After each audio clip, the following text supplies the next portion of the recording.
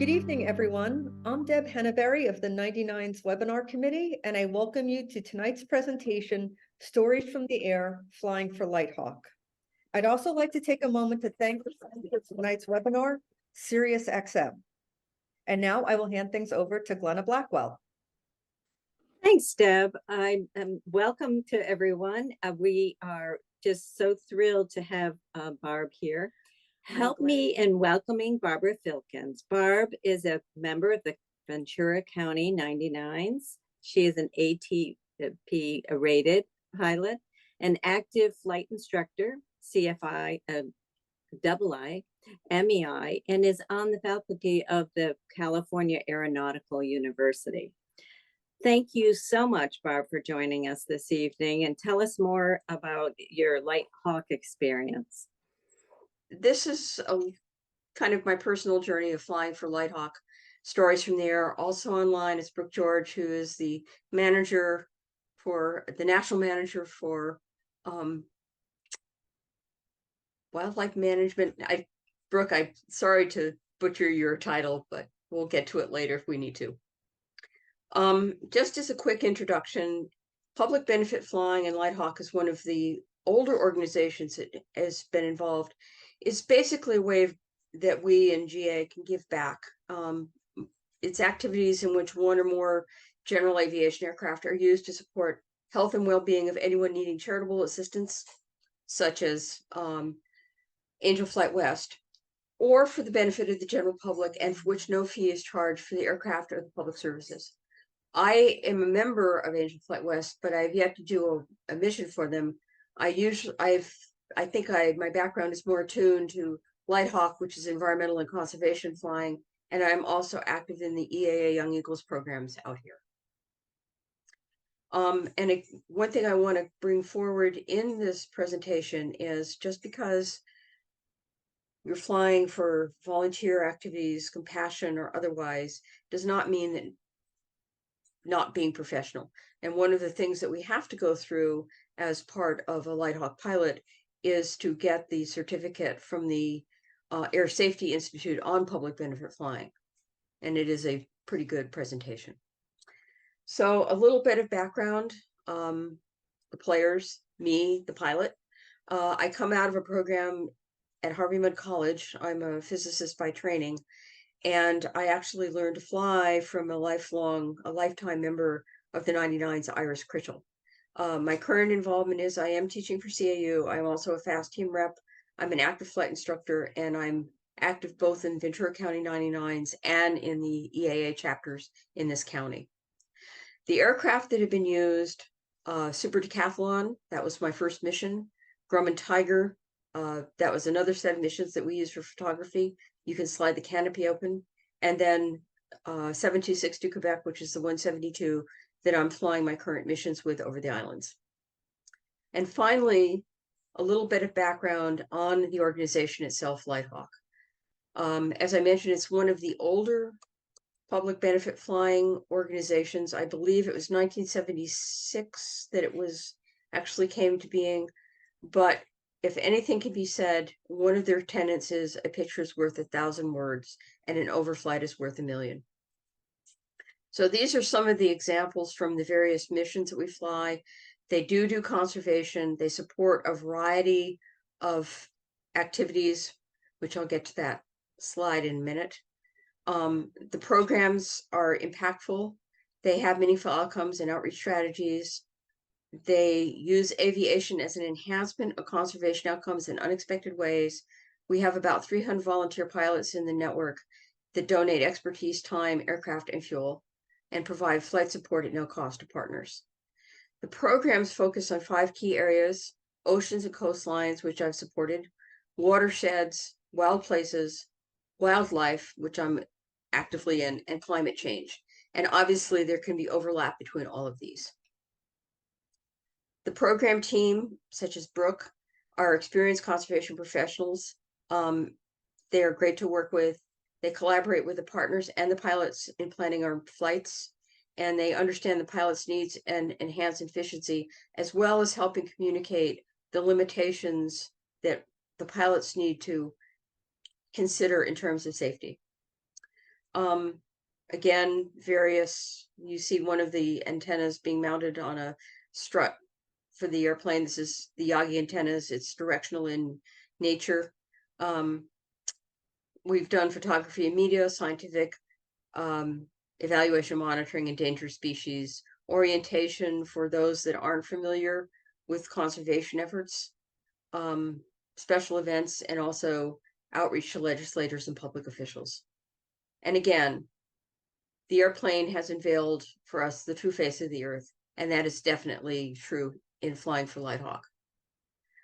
The pilot, to be a Lighthawk pilot, is about 1,000 hours. It's not transporting people, and I'll talk a little bit more about this.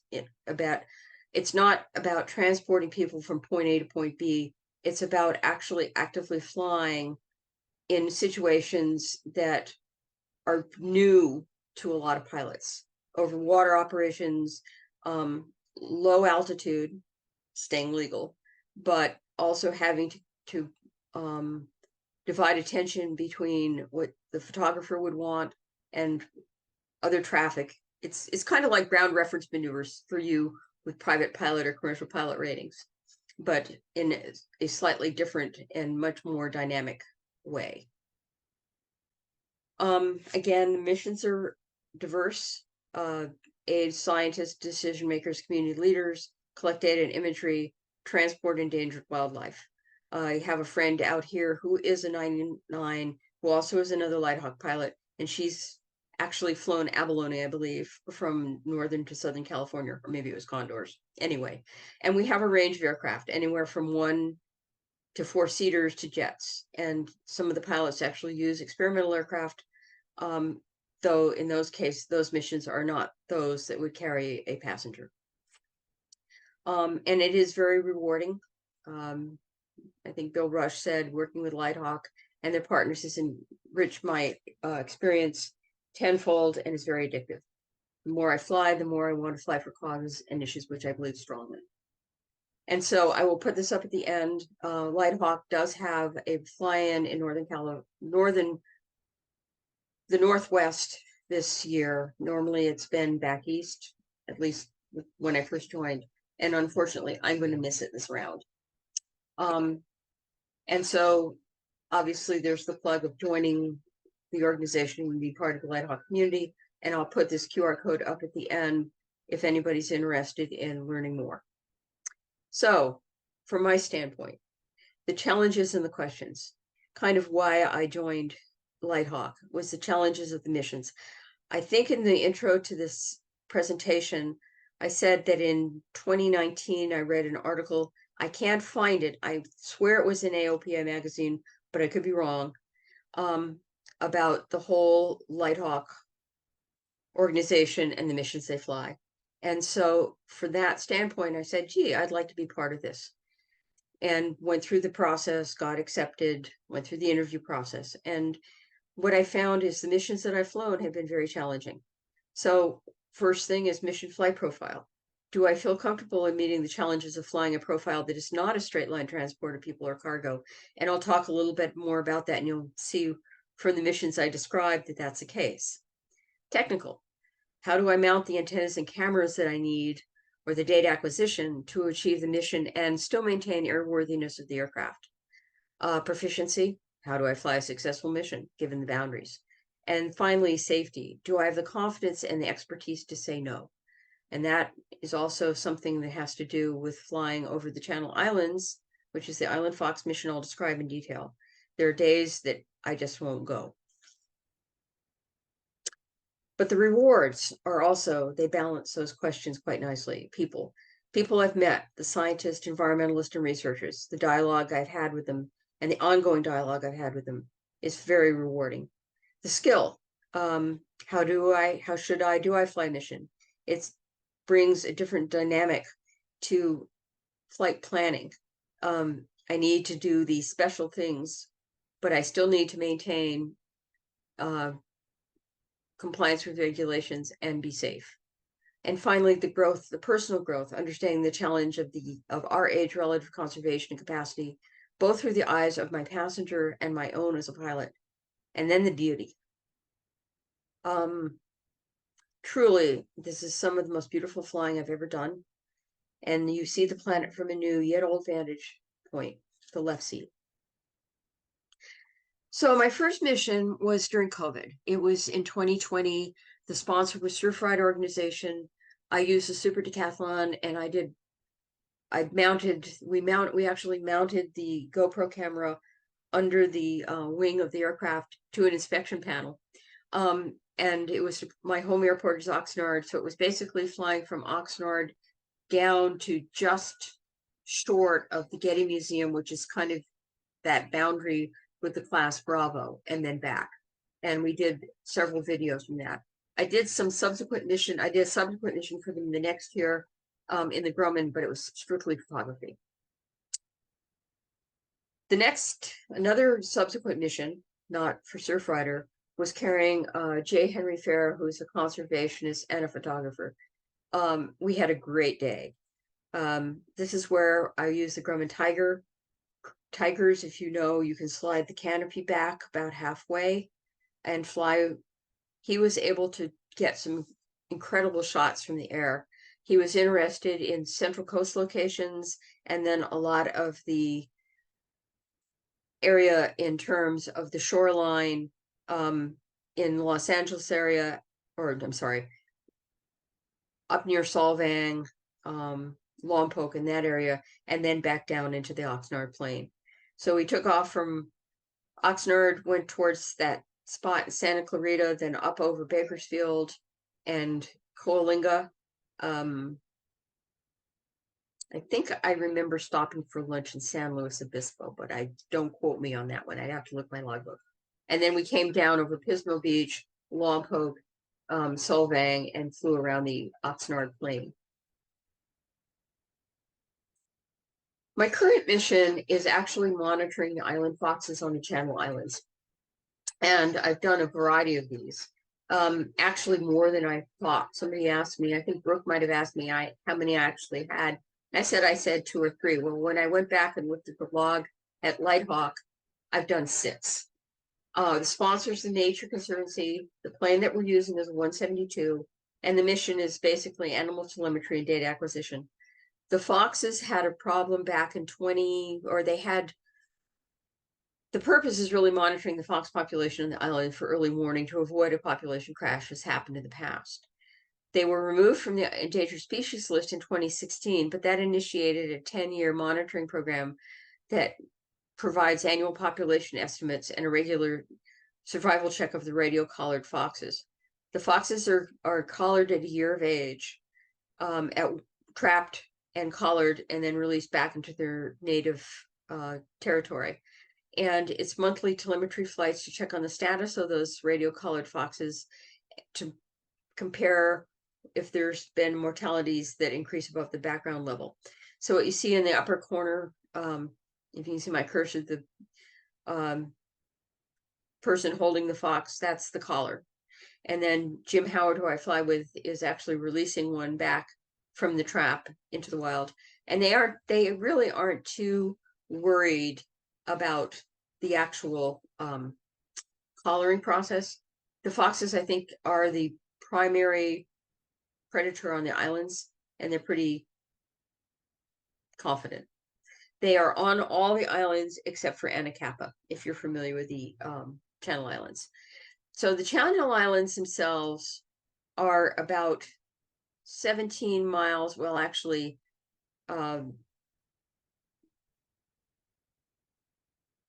the Big Island, Santa Cruz, or I shouldn't say the Big Island. Well, I guess it's the Big Island. Santa Cruz is about 17 miles offshore. If you look at from Oxnard Airport to the tip of this peninsula where you could possibly land. Let me see if I can reduce my footprint of people looking at this. So what we do, and this kind of gives the flight profile. I do a box climb to 65 to 67 feet over Oxnard Airport. Go from the Oxnard Airport class Delta to Magoo approach, who then hands me to their high altitude sector that covers the islands. And then from there, we do a crossing over to cruise. I will descend to anywhere between 25 to 45 because I have to consider limitations of flying too low over the islands because of the wildlife protection. But we need to be within range where the data acquisition can pick up the collars. And so effectively, it's over the islands, fly the islands, then go on to the next one. So we go from Rosa to Santa Cruz, and then to the outlying one, Miguel. So we have Cruz, Rosa, and Miguel. Things to take into consideration, as I talked about, was over water distances, the topography of the islands themselves, and the landing spots on the island. There are airstrips in all the islands. They're not very elegant, but they're bookmarked in my GPS. So the actual example of a profile is here. This is Google Earth map. Takeoff, I could have shown it profile. This takeoff, climb over Oxnard, then across the water to the first island, then to Santa Rosa, and finally Miguel. And there are considerations for crossing between the islands. They're not as long a stretch as they would be going from land to the initial Santa Cruz. Instrumenting the plane was a little bit of a challenge. What we did is, this is an omnidirectional antenna. We don't need to have directional for this particular mission. And so what my IA did was he took one of the data plates that I had, drilled a hole, mounted the short omnidirectional antenna, ran a coax up from there into the cabin. It's tucked into my pocket when it's not in use. And then when Jim flies with me, he brings the data acquisition unit and plugs it in. And it's running on battery for the 2 hours that we're airborne, 2.5 hours that we're airborne. Once a lot of the logistics were completed, what we do on a mission to mission, the two predominant ones are, the first one is calling the weather. The Channel Islands, you've all heard of the Catalina Eddy. Well, we are definitely in that realm where the Catalina Eddy can affect us on the Oxnard plain. And Oxnard very often can be marginal VFR or IFR. And interestingly enough, just like rocks in a stream change the current, the islands themselves can be either clear or cloudy, depending on the flow, that low level flow of the wind between 2,000 and 4,000 feet. The other thing is calling the operational range. If you look at the sectional, you will note that all of the islands are overlaid by warning areas. 289 especially is one that can be active. And if those warning areas are active, usually Magoo will not let us go.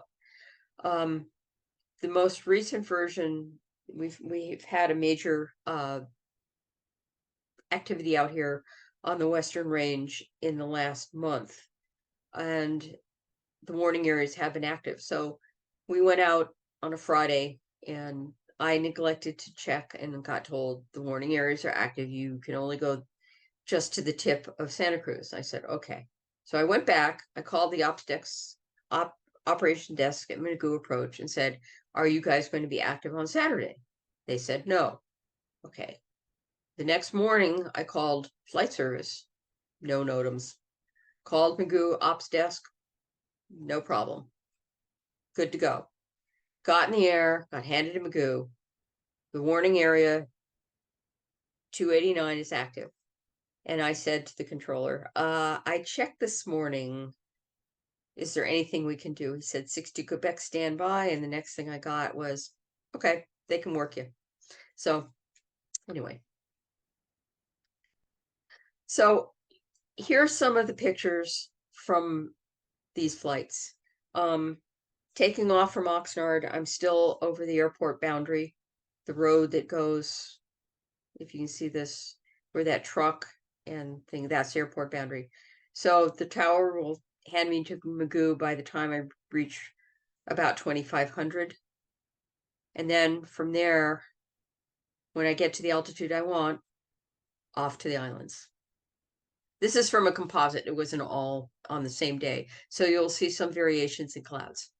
Over the channel, And we aren't completely away from land, even crossing this 17, 18-mile piece. Anacapa is off to the left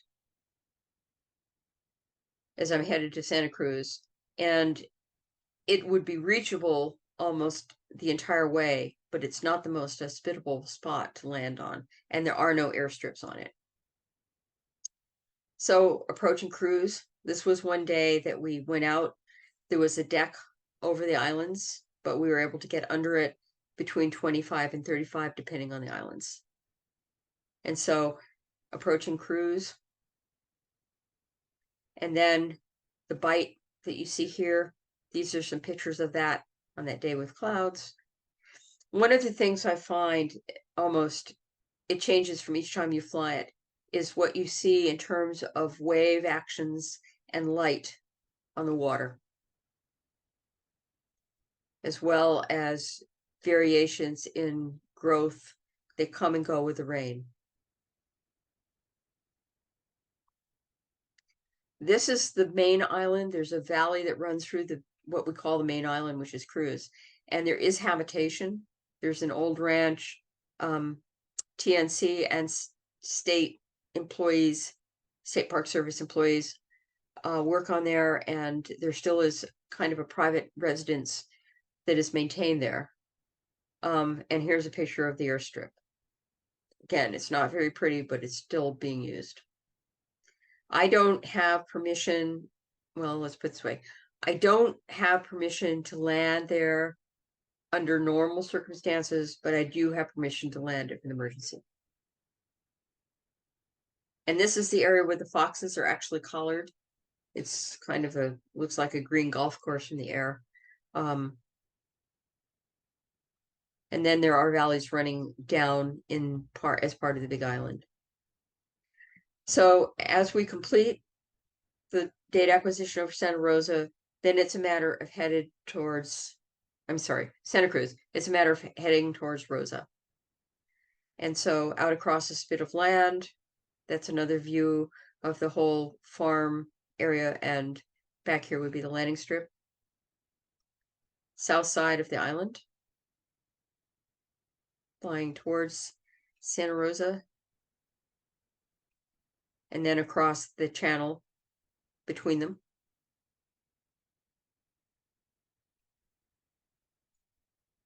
And I always aim for this sandy strip. And as you go by the sandy strip, as you turn towards the north, you see where the main habitation is on this island. And there is, I think, a landing strip, or there is a place I would land here. There's also another strip on the other end of the island. And again, the view along the coastline and the changes in the water. And then finally, at the end, we head over to Miguel.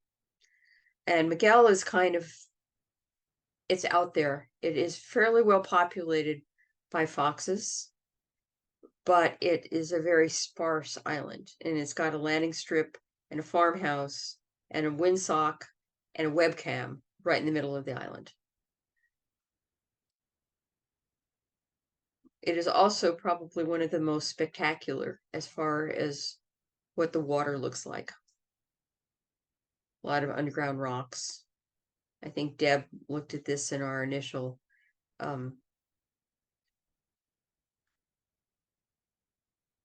talk and said this really mesmerized her. But it is a very desolate area. And if you look to the west, you really come to understand what Land's End means. There's nothing out there, just ocean and clouds and sky. So once Miguel is done, we head back home. And it's usually fairly welcome. Going across the channel, this was one of the shots from this winter.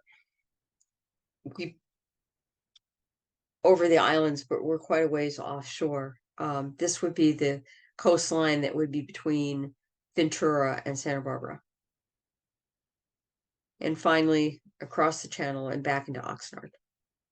So the flights are generally about 2 to 2.5 hours in the 172. It depends on how quickly we are able to identify the foxes. Jim comes prepared with a map that we can look at, and I very often will get to be asked to circle, and I might circle for a couple of places. Our last 2 missions have been a little bit longer than normal. I also can expect that every once in a while they may put another, there may be another scientific study that we would be asked to do. And so specifically, they wanted us to look at some GPS location that were more precise of some foxes on, I think it was Rosa, and we were able to get 2 or 3 of them, but not all of them. So with that, I'm open for questions. I'm willing to go back and present any slide that I may have missed, because I tend to I can cover things fairly quickly. And if anybody wants the QR code for Lighthawk, there it is.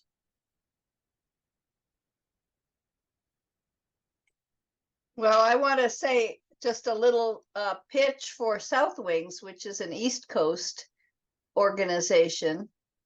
I volunteer for South Wings, and the most exciting thing I did was the King Tide flight. So when you described your King Tide flight, it just resonated with me. We went over the Chesapeake Bay and down over the Hampton Roads to look at what high tide looks like. And it was sobering, because now I see what global warming is going to do in the future. Anyway, that's what I have to say. South Wings, I love Lighthawks, the South Wings. I love all of these uses of general aviation. So yeah, thanks for the very inspiring talk. Okay.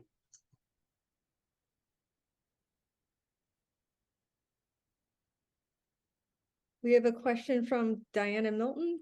Can you speak to impacts that your participation has had?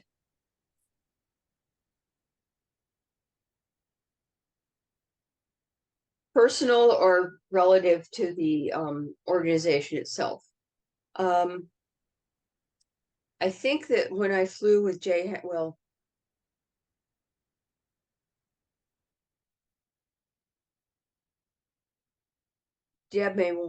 Brooke may want to chime in on that one if she's still on. I think that one of the biggest impacts that may come of this, conservation, I think, tends to sit a little bit in the background, but let me bring this into a very local to Ventura County focus. Oxnard as an airport has come under fire by the development that has gone on along the shore, and people that have moved in over the years and built houses and that type of stuff. Oxnard is it's an inactive class 3 airport under FAR 139, I think, because it used to have air carrier. It still maintains the air carrier certification, but again, it's inactive.